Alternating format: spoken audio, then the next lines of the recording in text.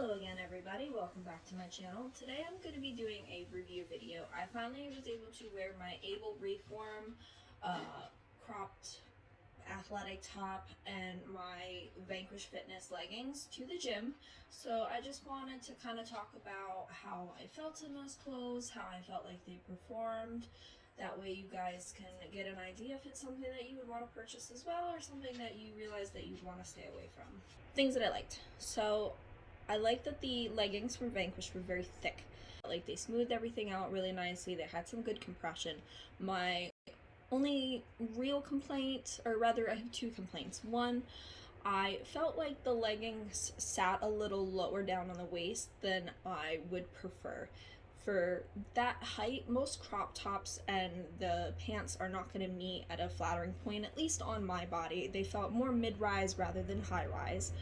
And the other thing I don't like is the lack of a back seam on the pants. I feel like this gives a really unflattering kind of unibutt effect that I'm not real keen on.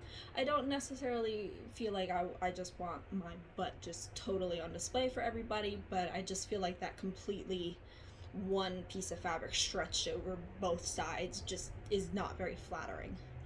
For the top, this may be something that is more a me thing than what other people are going to experience, but as somebody with ADHD and sensory issues, having this top be so clingy and it felt kind of smothering, I wasn't too keen on that. I did not feel like it breathed very well despite having the venting in the back of the shirt, and I don't know, I felt smothered, for lack of a better word. Also, the top was sliding up a lot and it often ended up right up under my breast and I was having to pull it down a lot. And combine the compression in the shirt with the compression in the pants, they were creating a very unflattering busted can of biscuits effect in the middle. Another thing that I wasn't super, it was kind of something that was neutral on the shirt, was the thumb holes. I personally don't really care for the thumb holes. I understand that wearing the sleeve over your hand can help protect your hands while you're doing certain lifts. However, I feel like that is just going to tear up my shirt faster, and if you have longer arms, it's going to end up cutting into your thumb.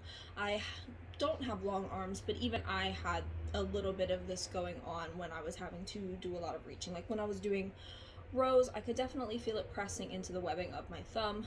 Yes, it looks really cute for photos, but personally I didn't find it super practical.